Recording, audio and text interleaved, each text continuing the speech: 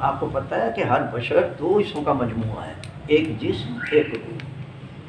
یہ جسم کے کام تو اس حد تک تو ٹھیک ہیں، ہم قیام کر لیتے ہیں، قبلہ رو ہو جاتے ہیں، ساکن کھڑے ہو جاتے ہیں، درمیان میں کوئی بات نہیں کرتے، لیکن ہم روحانی آداب میں سے کوئی بھی نہیں کرتے، جس میں ابھی میں آپ کو بتاؤں گا۔ سب سے پہلے رجوع اللہ، جس کو خضوع و خشوع کہتے ہیں، کہ جیسے آپ بیٹھے ہوئے ہیں اس کلاس میں، اب آپ کے گھر کا، آپ کی کلاس فیلوز کا کوئی مسئلہ آپ کے ذہن میں نہیں ہے اور نہ ہی آپ کو کرنا چاہیے۔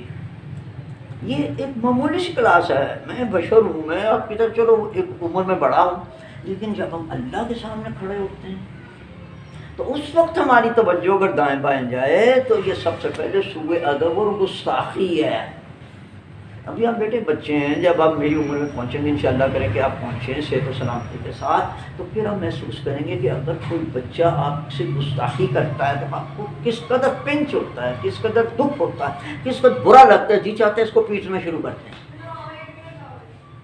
یہ سوء ادب ایک ایسی بری چیز ہے، تو اس لیے سب سے پہلے یہ اخلاقیات ہم نے اس لیے شروع کیا، اور میں یہ بتا بھی چکا ہوں آپ کو، یہ میں کلاس میں آنے کے آداب، کلاس سے اٹھ جانے کے آداب، یا جو لوگ بعد میں آپ کو گھر والے، والد آئی ہے، والد آیا ہے، بھائی آیا ہے، کلاس فیلو آیا ہے، اور جو لیٹ آیا ہے وہ بالکل اجازت ہی نہیں لیتا، جسٹ انٹرس۔ میں انگریزی اسکول کو نہیں پڑھا ہوا ہوں، شیروں والے اسکول میں نے میٹرک کیا ہوا ہے، اردو اسپیکنگ تھے، لیکن پھر بھی وہ ماسٹر صاحب کہتے تھے کہ اگر آپ لیٹ ہیں تو آپ پہلے انگریزی میں آئی کم ان سر، دروازہ کراس نہیں کرتے تھے جب تک ہم یہ پوچھتے نہیں تھے کہ سر میں آ جاؤں، نو بڈی آسکس۔ بیٹے دیکھو، یا میری 6-7 مہینے کو پہلی کلاس ہے، آپ برا نہ مانیں، آئندہ کے لیے آپ ان باتوں کو ذہن میں رکھیں۔ اب میں درس شروع کرتا ہوں۔ ہم نے یہاں تک بتایا ہوا تھا نماز کا کہ جناب والا کہ کہ اسلام کے مطابق نماز کا پڑھنے کا طریقہ کار کیا ہے اور ہم کیا کرتے ہیں۔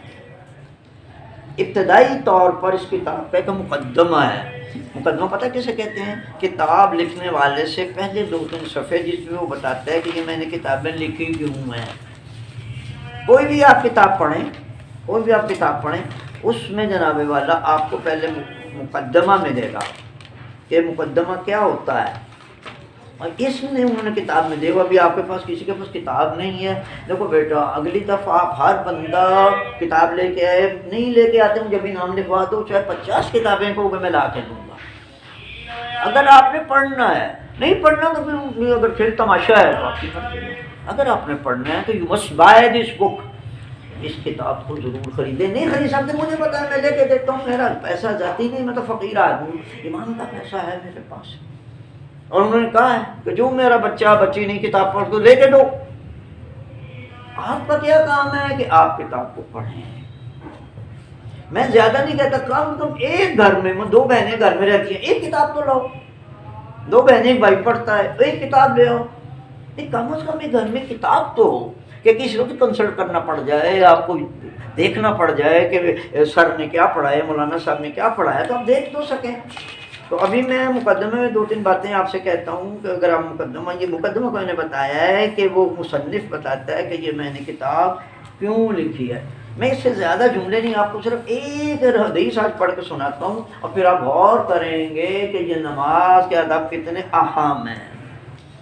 یہ جناب امام صادق علیہ السلام کی صرف یہ روایت ہے۔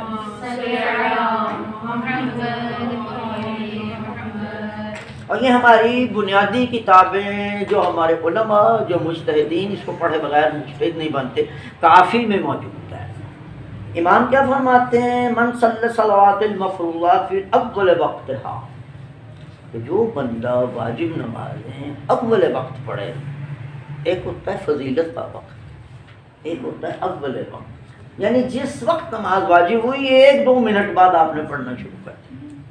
اللہ کو نصیب کرے، ہمارے قوم میں اور نظم میں تو یہ ہے کہ نماز کے وقت آنے سے 15 منٹ پہلے، 10 منٹ پہلے، کئی تو آدھ گھنٹہ پہلے آپ وضو کر کے مسجد میں بیٹھتے ہیں۔ اس کو کہتے ہیں انتظار برائے جماعت۔ اس کا بڑا ثواب ہے کہ وہ اب مسجد میں نہیں بیٹھا ہوا، وہ اللہ کا مہمان بن کے بیٹھا ہوا ہے۔ اور ویٹ کر رہا ہے کہ اس وقت اذان ہو، جس کوئی کہے حی علی الصلاح حی علی الفلاح، تو مجھے گھر سے بھاگنا نہ پڑے، میں یہی ہوں. اس کا بڑا ثواب ہے. آٹومیٹیکلی میں آپ کو بتا دیتا ہوں، میری تو کوئی مشکل نہیں ہے کہ انسان کو جس سے ملنے کا شوق ہو، فرض کہ آپ کی کوئی بڑی پیاری سہیلی باہر سے آئی ہے، یا کوئی رشتہ دار کزین یا وہ خاندان کا اور بندہ، تو آپ نے اس کو کوئی ٹائم دیا ہوا ہے کہ فلاں جگہ ہم 2 بجے کل ملیں گے. ایمان سے بتائیے اب جلدی پہنچیں گے کیا؟ صحیح اور جھوٹ نہ بول رہے ہیں، پہنچیں گے کیونکہ آپ کو شوق ہوگا کہ وہ آ کے میرا ویٹ نہ کرے، میں ویٹ کروں اس کا. تو اب بتائیں اب میں آگے کیا کروں؟ آپ کا سب کسی کو بچیاں بیٹھے ہیں، میں بچوں کو نہیں بلاتا، ہم بالغ ہیں یا جتنے بیٹھے سب پہ نماز واجب ہے، مستحب نہیں ہے.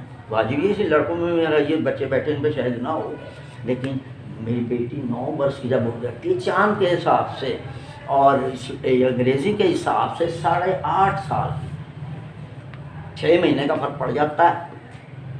تو بہرحال آپ مچور ہیں، آپ یہ خوب غور سے کریں کہ اللہ وہ امام صادق کی روایت کیا فرما رہے ہیں کہ جو واجب نمازوں میں سے اول وقت پڑھے، اقام حدودہا، اور اس کی تمام شرائط کو بڑے طریقے سے ادا کرے، مثلا وضو صحیح ہو، طہارت صحیح ہو، قبلہ رو صحیح ہو، قرات درست ہو، نماز آتی ہو، اب چاہے جماعت ہو چاہے فرادہ ہو، رفع اللہ الملک الی السماء، اس نماز کو ایک فرشتہ جب وہ ختم کرتا ہے وہ لے کے آسمان کی طرف چلا جاتا ہے. اور وہ فرشتے کی صفت کیا ہے؟ بیضاء نقیہ، صاف ستھرا فرشتہ ہے، سفید رنگ کا. اور نماز بھی ایک بڑی خوبصورت سفید رنگ کا تحفے کی صورت میں آ جاتی ہے اس کے ہاتھ میں. کیا کس کی نماز ہے؟ جو اول وقت پڑھے. اب وہ نماز کیا کہتی ہے؟ وہ عرش کی طرف جا رہا ہے، راستے میں کیا کہتی ہے؟ تقول حفظک اللہ کما حفظتنی، اے بندے جس نے میری نماز پڑھے تو نے میری حفاظت کی ہے، خدا تیری حفاظت ہے. دعا کرتی ہے خود نماز. اور آپ حیران ہوں گی کہ روز معاشر یہ آپ کی عبادتیں، نماز روزہ ساری مجسم ہو کے روز معاشر آ جائیں گی مردوں کی صورتوں میں. کلام اللہ بھی آ جائے گا، نماز بھی آ جائے گی، آپ کا حج بھی آ جائے گا، آپ کی زکوٰۃ و خمس بھی آ جائے گی، اور وہ اللہ کی بارگاہ میں آ کے آپ کے حق میں یا منافقم بدہن آپ کی مخالفت میں بیان دیں گے. آپ نے جو ان سے سلوک کیا ہوگا. تو وہ کیا کہ دعا کیا کرتی ہے؟ خدا تیری حفاظت سے تو نے میری حفاظت کی، استعوذنی ملکا کریما، اور ایک بڑے خوبصورت اور اچھے فرشتے کے حوالے تو نے مجھے کیا. اب لوگ پڑھیں گی تو فرشتہ کیا ہوگا؟ سفید رنگ کا ہوگا، سفید لباس ہوگا، نقیہ صاف ستھرا ہوگا، خوشبو بڑی شاندار ہوگی. اور اس کے بعد ومن صلی بعد وقتها، اللہ اللہ، جس نے اس کو وقت کے بعد پڑھا. اب اس بعد میں 2 ہیں، فضیلت کے بعد پڑھا یا سلے قضائی ہو گئی. جتنی دیر ہوتی جائے اتنی آگے جو برائی ہے وہ بڑھتی جائے. ابھی میں بتا رہا ہوں برائی کیا ہے، ابھی بتا. میں کتاب سے ساتھ لاتا ہوں کہ آپ نے کہ اب زبانی بات کرنا، یہ کتاب ہے اور یہ حوالہ دی امام خمینی نے لکھی ہوئی ہے، کسی چھوٹے موٹے بندے کی کتاب نہیں ہے. خمینی صاحب مراجع تو بہت سے گزرے ہیں، لیکن خمینی صاحب اسپیشل مرجع تھے جنہوں نے تشیع خصوصاً ایک عملی شکل میں دنیا کے سامنے پیش کیا ہے. ابھی دیکھو، اب کوئی شخص دیکھنا چاہتا ہے تشیع کا تو ایران چلا جائے، وہ دیکھ لے شیعہ نماز پڑھتے ہیں کہ نہیں پڑھتے، وہ دیکھے شیعہ قرآن پڑھتے ہیں کہ نہیں پڑھتے. کیونکہ ہمارے یہاں شیعہ صرف ماتم کے حساب سے لوگوں کے سامنے جاتے ہیں، نہ نمازوں کے حساب سے، نہ روزوں کے حساب سے، نہ حج و عمروں، کچھ بھی نہیں. اس لیے یہاں ہمارے شیعوں کی تاریخ کو ہمارے برادران اہل سنت خصوصاً وہابی، اللہ ان کو ہدایت کرے، وہ کیا کہتے ہیں؟ جی شیعہ نماز نہیں پڑھتے. یقین مانے میرے منہ پہ کہتے ہیں. میں کہتا ہوں یار میں پڑھتا ہی، میں پڑھاتا بھی ہوں، تو ماشاء اللہ دیکھو آ کر میں نے کہا نہیں جی تم ایک بندے ہو. وہ بات صحیح ہے کہ اکثریت ابھی اذان ہوگی شام کی، ابھی میرے گھنٹے تک ہو جائے گی، تو سنوں کے بندے بعد مسجد میں جاتے نظر آتے ہیں، جوان جا رہے ہیں، بوڑھے جا رہے ہیں، حتیٰ کہ بعض مسجد میں میری بیٹیاں بھی جاتی ہیں. خصوصاً یہ جو واقعی حضرات ہیں انہوں نے اب سے پہلے نہیں، جب سے ایران نے مساجد میں میری بیٹیوں کو آنے کا حکم دیا ہے تو انہوں نے بھی یہ سلسلہ شروع کر دیا ہے. کہ خواتین کو بڑی اچھی بات ہے، یہ بولی اچھی بات کی تعریف کرنی چاہیے، کیونکہ ہمارے پیغمبر صلی اللہ علیہ وسلم بھی خاتون کو بناتے تھے۔ اور جو میرے بھائی ہے، میرے بچے یہ کہتے ہیں جی رہے عورتوں کو گھروں کڈنا، میں نے کہا گھروں کڈنا کس لیے؟ یہ ہوتا ہے کس لیے؟ اللہ کے بات ہے کیا جناب پیغمبر صلی اللہ علیہ وسلم مسجد نبوی میں نماز پڑھاتے تھے تو کیا ان کی ازواج مطہرات نہیں آتی تھیں؟ میری بیٹی میری بہنوں سے زیادہ پڑھتا، سب سے بڑی جناب سیدہ سلام اللہ علیہا جو عین عصمت ہیں، جنہوں نے پردے کو وجود دیا ہے، وہ آتی تھیں۔ آنے میں وہ کیسے آتی تھی یہ مسئلہ ہے، باپردہ باقاعدہ وضو کر کے ویسے کرتے ہیں، باپردہ ہیں، اچھی دل پاک صاف لیتے ہیں، اچھی حرکات کریں اور پردے میں آ کے بیٹھ جائیں۔ اور پردہ ہم یہاں 2-3 طرح سے کرتے ہیں، اگر خواتین میری بہنیں دائیں طرف ہیں تو ادھر پردہ ڈال لیتے ہیں، بائیں طرف ہیں تو ادھر پردہ ڈال لیتے ہیں، نہیں تو وہ اوپر عام طور پہ ایران میں میری بیٹیوں کی جگہ اوپر ہے اور اس میں درمیان میں کچھ ڈالنے کی ضرورت نہیں ہے کہ خواتین میری بیٹیاں اوپر ہیں مرد نیچے، لیکن وہ اسی طرح کھچا کھچ مساجد بھری ہوتی ہیں جیسے یہ امام باڑوں ہماری امام باڑوں میں آتی ہیں، لیکن مثال ہے دیکھو بیٹا دانش کہ امام مجالس میں آتی ہیں، تم تو نمازوں میں کیوں نہیں؟ یعنی صاف نظر آتا ہے کہ تو برا نہ مانے، میں کوئی غلط لفظ نہ کو منبر پہ بیٹھا ہوا ہوں، لیکن میں جو عام تعصب پیدا ہوا کہ یہ اتنی اہمیت نماز کو نہیں دیتی جتنی مجلس کو دیتی، صاف صاف دیکھو بیٹا میں کچھ شیعہ کی اولاد ہوں الحمدللہ علیہ پیغمبر، لیکن میں سچ بات کرتا کہ جس طرح میں اپنی بیوی کو کہتا ہوں کہ جس طرح تمہیں مجلس میں جانے کی جلدی ہے تمہیں نماز میں جانے کی کوئی جلدی ہوتی، 10 دفعہ میں کہہ چکا ہوں اس کو کیوں جی جلدی کرو فلانا کام جلدی کرو، میں چھٹ گیا اور میں مسجد جانا ہوں، میں امام باڑے نے مجلس سننی، میں کہا کوئی نماز کے لیے تو تم نے نہیں کہا، اور نہ ہی ہمارے ائمہ جماعت اس پہ زور بھی دیتی ہے، ان کی بھی کمزوری ہے، یہ نہیں کہتے اگر ہمارے نوید صاحب جو ماشاءاللہ یہاں خطیب ہیں یا وہ جس کو بھی آگے کھڑا کرتے ہیں، اگر انہوں نے خطبہ جمعہ میں یہ کہیں، اب دیکھو کہنے کا انداز، میں نماز جمعہ پڑھتا ہوں اس زمانے میں 40 سال شاہ کے زمانے کی بات کر رہا ہوں جہاں اس وقت اسلام پریکٹیکل نہیں تھا، شاہ کا زمانہ تھا، تو وہ جناب امام جماعت جب کھڑا ہوتا ہے تو وہ لوگوں کو کہتے ہیں اپنی بیوی اور اپنی بیوی بچوں کو نہیں لائے، اکیلے آ گئے ہو بھری محفل میں، اور وہ بیچارہ ایکسکیوز کرتا ہے میں وہ کام پہ گئی ہوئی تھی، وہ مصروف تھی، وہ بیمار تھی، وہ یہ تھا، وعلیکم السلام، آپ کے پاس گاڑی نہیں ہے مریم؟ تو کیا ہوا؟ چلو بیٹھو بیٹھو، اس کلاس میں آنے کا جو ٹائم ہے بیٹا اس ٹائم پہ آئیں، میں آدھ گھنٹہ کیا کہہ چکا ہوں آپ کو بالکل نہیں پتہ، نہ آپ کے ہاتھ میں کاپی ہے نہ قلم ہے اس میں جماعت میں آنے کے لیے، اب بات نہ کرو، اب بات نہیں شروع کرو، میں کیا کہہ رہا ہوں، اس بیٹے کلاس میں کاپی پینسل لے کے آئیں، بیٹے میں خود لکھتا ہوں، میں لکھتا ہوں تو اسی طرح میں لکھواتا بھی ہوں، میرے استاد کا سبق ہے کہ قلم سے علم آتی ہے زبان سے نہیں آتا، قلم سے، میں نے اپنے اساتذہ کو لکھتے ہی لکھتے، میں خود بھی لکھتا ہوں، اور اب سب کو میں وصیت میں زندہ رہوں یا مر جاؤں، لکھیں، رائٹ اٹ ڈاؤن، قرآن مجید ہمارے پیغمبر صلی اللہ علیہ وسلم نے کہا کہ لکھو، اکتب، لکھو لکھو، یہ پہلی جتنی بھی اللہ کی کتابیں آئی ہیں اللہ نے خود لکھا کے بھیجی ہیں، تورات لکھی ہوئی ہے، انجیل لکھی ہوئی ہے، زبور لکھا ہوا ہے، کلام اللہ لکھا ہوا نہیں آیا، تاکہ ہماری حکومت مسلمانوں کی عادت پڑے لکھی،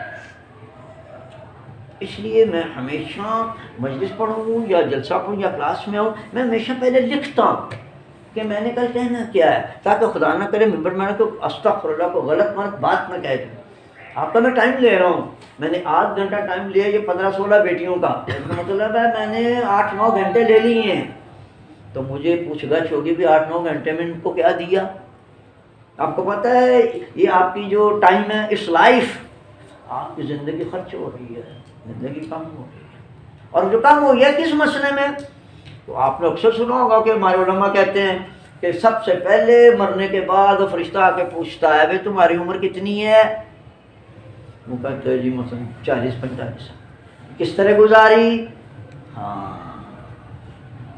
جوانی میں کیا کرتے رہے، شادی سے پہلے کیا کرتے رہے، شادی کے بعد کیا کرتے، وغیرہ وغیرہ. وہ اسی حساب سے پوچھتا ہے. میں آپ سے سب سے عمر میں بڑا ہوں اور مجھے زیادہ فکر ہے کہ میرا بچپنا بھی ختم ہو چکا ہے، میری جوانی بھی خرچ ہو چکی ہے، میری بچوں کے بعد والے اب میں بڑھاپے میں ہوں. تو میرے بچپن کا سوال میرے اوپر ہے، میری جوانی کا، ادھیر پن کا اور بڑھاپے کا. تو اللہ کرے آپ کو بھی اللہ عمر طویل عطا فرمائے، لیکن اس کے لیے تیار ہی، اللہ تو عمر دے دے گا، اس کو کیا پرابلم ہے. تو یہ میں یہ حدیث سنا تھا کہ وہ دعا کرتی ہے کون، کس کو، جو اول وقت پڑھے کہ تو نے میری حفاظت کی، اللہ تیری حفاظت کرے اور تو نے مجھے ایک خوبصورت فرشتے کے ہاتھ دیا. ومن صلی بعد وقتها بغیر علت، کسی مجبوری کے بغیر اگر اس نے نماز وقت پر، یہ دیکھو خدا کتنا، دیکھیں بغیر علت، یعنی آپ کو پتہ یہ بندے ہیں ان کو کوئی کام بھی پڑ سکتا ہے، یہ بیمار بھی ہو سکتا ہے، ان کے گھر والوں کو بھی کوئی پرابلم ہو سکتا ہے، انہیں بیاہ شادی پہ بھی جانا ہے، انہوں نے یہ کام بھی کرنا ہے، انہوں نے بچے بھی پالنے ہیں. اس لیے بغیر علت، کسی شدید وجہ کے بغیر اگر اس نے پڑھی، وَلَمْ يَقُمْ حُدُودَهَا، اور پڑھی بھی ایسے فٹافٹ، نہ پتہ لگا رکوع کیا ہے، نہ پتہ لگا سجدہ کیا ہے، سجدے میں کیا پڑھا ہے، رکوع میں دعا قنوت کیا پڑھی ہے، کچھ پتہ نہیں. وہ کیا کہتی ہے، سب سے پہلے رمى الملك سودا المظلمہ، کالا کلوٹا حبشی کے ہاتھ میں وہ نماز دے. پہلا کیا تھا، خوبصورت سفید، سرخ و سفید، دل چاہتا تھا اس کو دیکھیں. آپ نے دیکھا ہوگا کہ انسان بھی اتنے خوبصورت ہوتا ہے جی چاہتا دیکھتے ہی رہیں. بعض ایسے ہوتے ہیں کہ ایک نظر خدا نہ دوسری نظر پڑے، اپنی آنکھیں ڈوا لیتے ہیں کہ اللہ نہ کرے پھر دوبارہ دیکھنا پڑ جائے. یہ ہنستے نہیں ہے، تب تک حقیقت ہے بیٹے. اچھا تو وہ اس کا ہاتھ میں دیتے ہو اور وہ کیا ہیا تحت، وہ چلاتی ہے غیتنی، تو نے مجھے ضائع کر دیا، غیتک اللہ، خدا تجھے بیڑا غرق کرے، خدا تجھے بد دعا کرتی ہے. کون سی نماز جو وقت کے بعد پڑھی. بات کہ میں دو بتا چکا ہوں، مریم بیٹا لیٹ آئی ہو، ایک بات کا مطلب ہے فضیلت کے بعد، ایک بات کا وقت ہے اصل میں قضا ہونے کے بعد، وہ تو بہت ہی برا حال ہے. اور یہ جو میرے وہ خدا نہ کرے بچے اکثر صبح کی نماز قضا پڑھتے ہیں، او ہو مجھے ان پہ بڑا ہی رحم آتا ہے، مگر ان کو اپنے آپ کو نہیں آتا. زندگی کی اکثر نمازیں طلوع آفتاب کے بعد، اور کتنے بھول پن سے مجھے کہتی ہیں، میں کہتا ہوں یار تم نے کیا کہتے ہیں میں نے پڑھ تو لی ہے، میں نے کہا یہ نہ پڑھنے کے برابر ہے.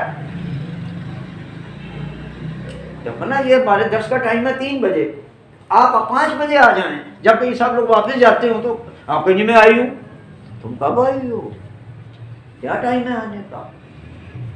تو یہی اللہ پھر بھی کریم ہے، اگر واقعی کسی وجہ سے ہو جائے تو اللہ قبول کر لیتا ہے کہ چلو والد بیمار تھا، والدہ بیمار تھی، بیوی بیمار تھی، خود بیمار تھا، کوئی مسئلہ بن گیا تھا، وہ چلو.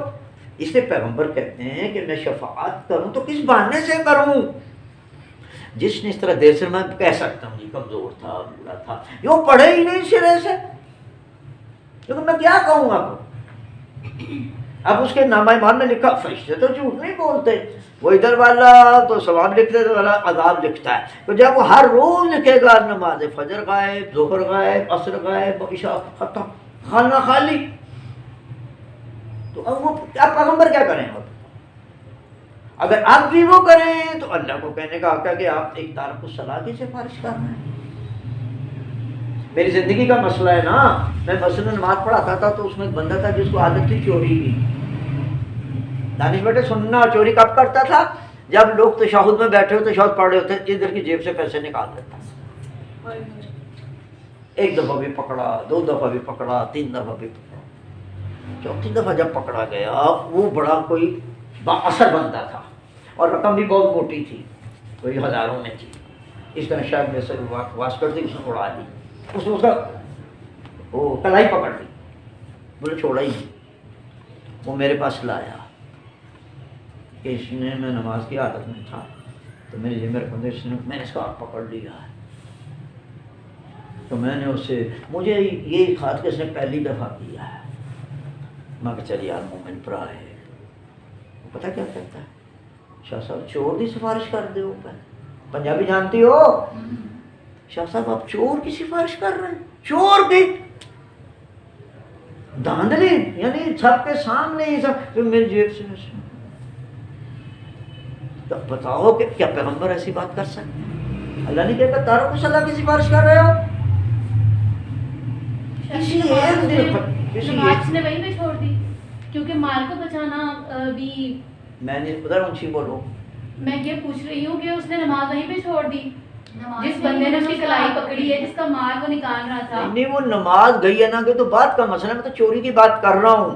یقیناً اگر ایک منٹ اس کو یہ کرتے ہوئے اس کا چہرہ ہٹ گیا یا کوئی مبتلا نماز تو نماز گئی۔ پھر پوری بات سنا مراد نے ایک تو چوری دوسری کی نماز خراب کی، اس کے اوپر دو جرم لگ گئے۔ اب مقصد یہ کہنے کا ہوتا ہے، بات اس میں یہ دیکھیے ہر مثال میں ایک ہوتا ہے تشبیہ کی وجہ، یہاں تشبیہ کی وجہ ہے کسی برے آدمی کی سفارش کرنا کہ میں نے نہیں سمجھا پہلی بار ہے اسی میں نے حضرت محبت کے اندر جاری یاترا مومن پڑھا ہے چھڑ دو، پتہ ہے وہ بھی شیعہ یہ بھی شیعہ، تو اس کا جملہ مجھے اب تک نہیں بولے سے میں نے آئندہ کبھی کسی کی سفارش نہیں کی، کبھی شادی چور کی سفارش پر کرتے۔ اب یہ بات ایک عام بندہ کر رہا ہے، اور ایک عام بندہ، میں عام بندہ ہی ہوں نا، میں اس کی سفارش کر رہا ہوں، اور پھر پیغمبر کی ذات اور اللہ، تو اس لیے توقع نہ کریں کہ آپ کوئی ایک سفارش کریں گے، ان کا لقب ہے شفیع روز محشر، لیکن کس کی کریں گے؟ غلطی ہو گئی، غلطی کی نہیں، فرق ہے دونوں میں۔ دانش بیٹا میں نماز نہیں پڑھتا، میں نہیں پڑھ سکا، ہو گئی بات۔ یہ پڑھ سکا کی تو ہو سکتی ہے، کیوں نہیں پڑھ سکا جی؟ اور جی باہر گیا ہوا تھا رات کو دیر سے لیٹ آیا ہے، نیند نہیں کھلی، یہ تو کلیئر ہے، یہ چلو قابل معافی ہے۔ اور پھر ہو بھی کب؟ کبھی کبھی، تو جس کی روٹین ہی نہیں ہو اس کو تو یہ اس طرح نہیں ہو سکتا۔ یہ تو کلاس میں بھی ہے، میری بیٹی آپ کی استانی ہے، آپ کی کلاس میں ہر بچی روز 8 گھنٹہ لیٹ آئے، بتاؤ معافی کی گنجائش ہے؟ تو ایک دفعہ تو ایمرجنسی ہو سکتی ہے، میں بھی بشر ہوں، میں بھی کئی دفعہ نہیں آیا، لیکن روٹین میں تو نہیں ہو سکتی۔ اس کا یہ مطلب ہے کہ اس کا کام ہی یہ ہے۔ تو اس لیے اب میں یہ بتا رہا تھا کہ وہ جب وہ قضا پڑھتا ہے یا وقت کے آگے پڑھتا ہے کہ وہ کالے کو لوٹے فرشتے کے ہاتھ میں پکڑاتا ہے، وہ چیختی ہے اللہ تیرا بیڑا غرق کرے، تو نے مجھے کس کے ہاتھ میں پکڑایا ہے اور تو نے مجھے ضائع کر دیا، اور آپ اللہ کما ترانی، جس پر تو نے مجھے رسوا کیا، اللہ تجھے رسوا کرے۔ اب بتاؤ نماز کی دعا قبول ہے کہ نہیں؟ میری تو شاید رد ہو سکتی ہے، نماز کی نہیں ہو سکتی۔ تو مقصد ہے کہ آج میں صرف یہ آپ کو اس کہ میں آیا 4-5 مہینے کے بعد آیا ہوں، تو سبق میرا کچھ آ گیا ہے، لیکن میں نے صرف آپ کو آج میں آپ کو جگانے آیا ہوں۔ ہاں، اور ایک تو سب سے پہلے آپ نے یہ پابندی وقت کا خیال رکھنا ہے۔ میں خوش ہو جاؤں گا کہ اگر میں آ کے دیکھوں کہ کلاس بھری ہوئی ہے اور صرف میں ہی آیا ہوں، لیکن مجھے دکھ ہوتا ہے کہ ایک لڑکی 2 لڑکے تو پھر میں آگے باقی ہوں۔ I wait for you, you should wait for me. آپ کو میرا انتظار کرنا چاہیے، مجھے آپ کا نہیں۔ یہ ذہن میں رکھیں، اگر آپ نہیں آ سکتے ٹیلی فون کر دیں، کسی سے کوئی اطلاع دے دیں، کچھ کر دیں، کیونکہ یہاں سسٹم نہیں ہے، نہ کوئی استانی اطلاع دینے کے بعد چھٹی کرتی ہے، نہ کوئی اسٹوڈنٹ۔ مجھے بہت گلہ ہے اس مدرسے میں کہ اس مدرسے میں یہ عادت بہت بری ہے کہ کوئی استانی جس کو کوئی ایمرجنسی پڑ جاتی ہے اس کو ایک دن پہلے ہیڈ مس کو بتانا چاہیے تاکہ وہ ارینج کرے۔ یہ ہیڈ مس بیٹھی ہوئی ہے، میری بیٹی پیاری بہت اچھی ہے، اب یہ کیا کرے؟ عین وقت میں پتہ چلتا ہے 15 منٹ گزر گئے ہیں کہ جی فلاں استانی نہیں آئی، اب یہ کیا کرے؟ کس کو ہمیں پوائنٹ کرے؟ ایک دن پہلے پتہ ہو، یہ انتظام ذہن میں کر کے آئے، اپنی سیٹ میں بیٹھنے سے پہلے یہ کسی کی ڈیوٹی لگائے، اگرچہ بھی برا ہے لیکن چلو کوئی انتظام تو ہو گیا۔ لیکن 15 منٹ گزرنے کے بعد اطلاع آتی ہے جی آج ہماری مس نہیں آئی، اب وہ کیا کریں؟ دیکھو بیٹا یہ مدرسہ ہے قرآن البیت، ایک مدرسہ ہے اور یہ دینی مدرسہ ہے، اس کی صرف دنیا تک کی پوچھ گچھ نہیں ہے، اس کی آخرت میں پوچھ گچھ ہے۔ میں تو اللہ کے پاک کے سامنے جواب دینے کے لیے آتا ہوں، اور میں اس لیے کہتا ہوں کہ مجھ سے پوچھ گچھ ہوگی کہ تم سب سے بڑے تھے الو اور تم نے کیوں نہیں ان کو بتایا، میں پکڑا جاؤں گا۔ اس لیے میں اپنی گولی خلاصی کرتا ہوں، میں نے تو بتا دیا تھا، ان فرشتوں سے پوچھ لو، وہ ریٹرن ہوگا وہاں، اس نے بتایا تھا، میں تو چھوٹ جاؤں گا۔ تو اس لیے پلیز آپ بھی چھوٹ جائیں اور آپ ایسی حرکت نہ کریں۔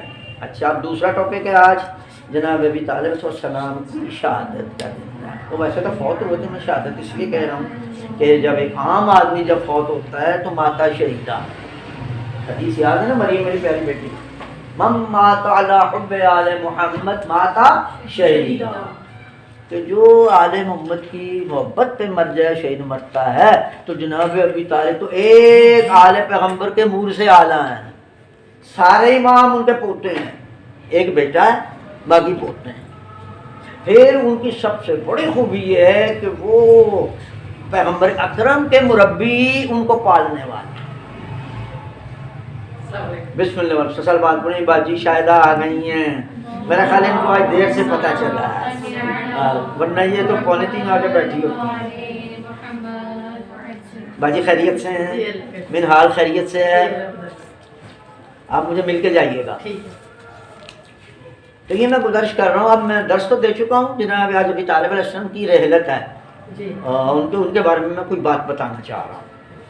تو ایک تو یہ بات سب سے بڑی بات جناب ابی طالب علیہ السلام کی ہے کہ وہ مربی اور تربیت کنندہ خاتم النبیین. یہ بڑی سعادت ہے، بڑی سعادت. دیکھیں خدا کا انتظام دیکھیں کہ پیغمبر کی ولادت بعد سے پہلے ان کے والد گرامی فوت ہو گئے. ابھی اور پھر ان کے دادا نے ان کا اپنے زیر انتظام رکھا. 2 سال کے دادا بھی فوت ہو گئے، نہیں سوری ماں، 2-3 ماہ. اس کے بعد دادا 6 سال کے دادا جب فوت ہو گئے تو جناب ابی طالب علیہ السلام کو بلایا جن کی آج وفات کا دن ہے. اور یہ دیکھیے خود جناب عبد المطلب بھی معصوم ہے، وصی جناب اسماعیل ہونے کے ناطے. ان کے بعد ان تمام ان کے 10 بیٹے تھے، جناب عبداللہ علیہ السلام اور جناب مطلب، یہ دونوں معصوم ہیں. جناب عبداللہ کون ہے؟ بڑی باجی، ہاں والد گرامی، شاباش. وہ تو پیغمبر اکرم کے چونکہ والد ہیں اس لیے ان کا معصوم ہونا تو ظاہر ہے، کیونکہ معصوم کبھی کسی غیر معصوم کی اولاد نہیں ہوتا، سوائے حضرت آدم کو کسی کی اولاد نہیں، اللہ نے ان کو معصوم ہی پیدا کیا ہے. اس کے بعد ان کے اولاد میں یہ حابیل معصوم تھا، ایک شیش معصوم تھا، باقی سارے غیر. پھر اسی طرح ہوتا رہا ہے کہ نبیوں میں 1 یا 2 معصوم ہوتے تھے، باقی غیر معصوم. تو اس جی بسم اللہ. جب میری بیٹی بہت شکریہ آپ کا. یہ تو کچھ بیچاری کا پیپر تھا تو کہنے کہ میں 3:45 تک بیٹھوں گی. اللہ تعالیٰ اس کو دعا مانگو، اللہ تعالیٰ کامیابی دے اس کو. دیکھا بیٹا یہ ہے کہ یعنی اس نے پڑھنا بھی ہے، ادھر نہیں آنا. صلوات پڑھیں ایک دفعہ. تو جناب ابی طالب کا سب سے بڑا کارنامہ یہ ہے کہ وہ خاتون النبیین کے پرورش کنندہ ہے، مربی عربی میں کہتے ہیں. اور اس کے بعد صرف دیکھیے مربی تو کئی، میں بھی مربی ہوں، میں اپنے بچوں کا مربی ہوں، کئی یتیم بیواؤں کا مربی ہوں. لیکن صرف مربی نہیں تھے، وہ ان کے محافظ بھی تھے. انہوں نے پیغمبر کی اعلان رسالت یعنی 40 برس جب کہ صاحب اولاد بھی ہو گئے تھے، شادی بھی ہو گئی تھی ان کی، جناب خدیجہ سلام اللہ علیہا جیسی خاتون ان کی بیوی بھی بن گئی تھی اور ان کے بچے بھی ہو گئے تھے. ایک حضرت قاسم اور ایک طیب عبداللہ اور تیسری جناب سیدہ سلام اللہ علیہا. 3 اولادیں بھی ہو چکی تھیں ان کی. لیکن جناب ابی طالب علیہ السلام ان کی بڑی زبردست حفاظت کرتے. جب تک وہ پیغمبر غیر شادی شدہ تھے، ان کے گھر میں رہتے تھے، وہ خود اٹھ کے رات کو ان کی حفاظت فرماتے تھے اور ان کی چارپائیاں بدلتے رہتے تھے اور ان کو اس چارپائی پہ لٹاتے تھے جس پر اپنا کوئی بیٹا سویا ہوتا تھا.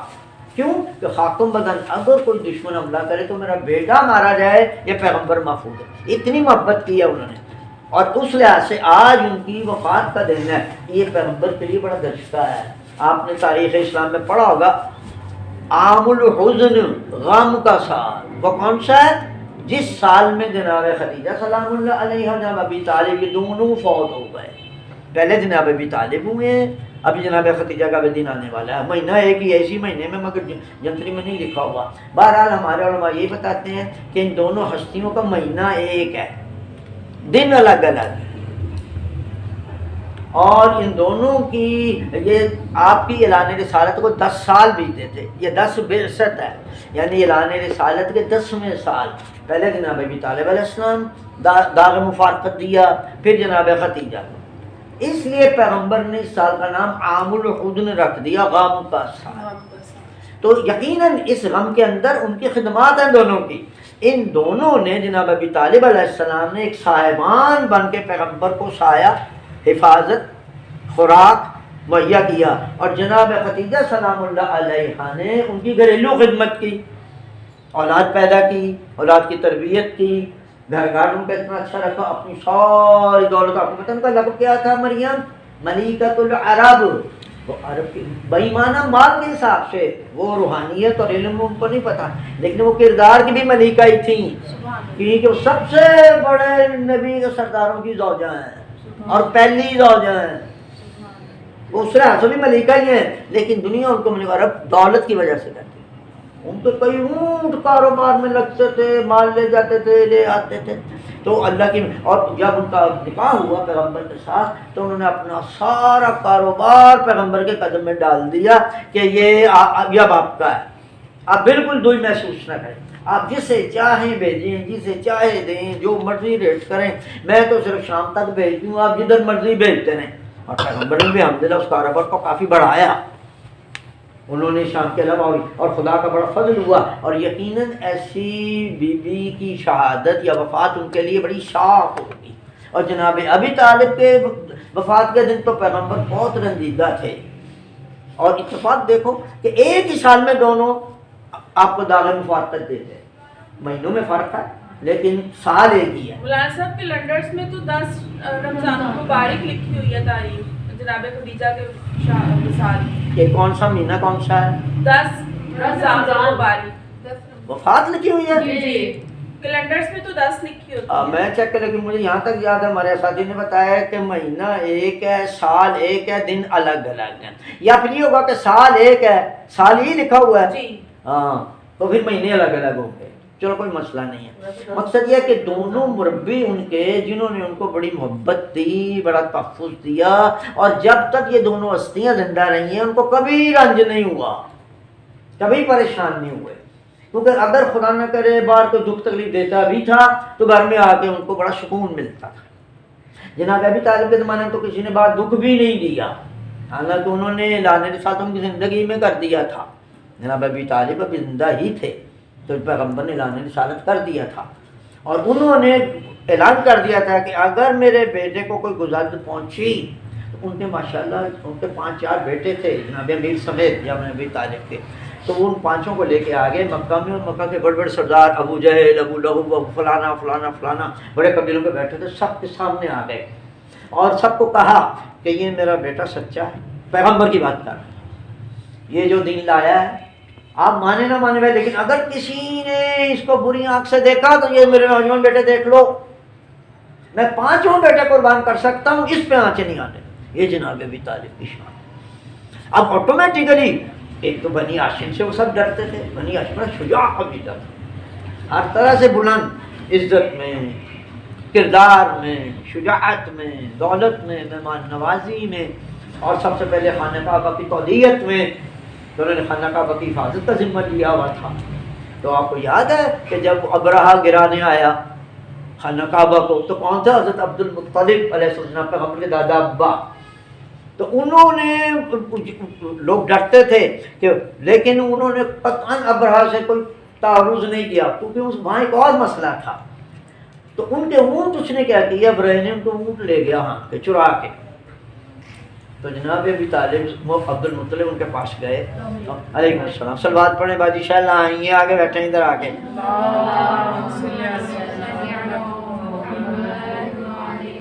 میرا خیال ان کو دیر سے پتہ چلا کہ ادھر سے جی نہیں پتا تو تھا، مجھے ٹائم کا یہ تھا 4 بجے ہوگا شاید۔ کوئی بات نہیں، کوئی بات نہیں، آپ کا آنا بڑا مبارک ہے، یہ ہماری بزرگ ہیں، ان کا کلاس میں آ جانا ہمارے لیے باعث برکت ہے۔ ایک صلوات پڑھیں باجی کے لیے۔ شکریہ مولانا صاحب۔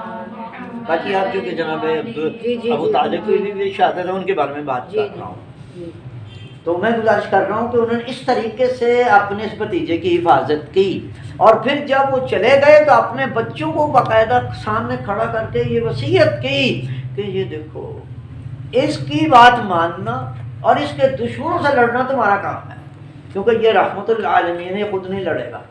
وہی بات ہوئی کہ آپ دیکھیں کتنی جنگیں ہوئیں، کتنے غزوے ہوئے، لیکن سرکار نے بذات خود نہ کبھی کسی سے تلوار اٹھائی نہ کچھ کیا.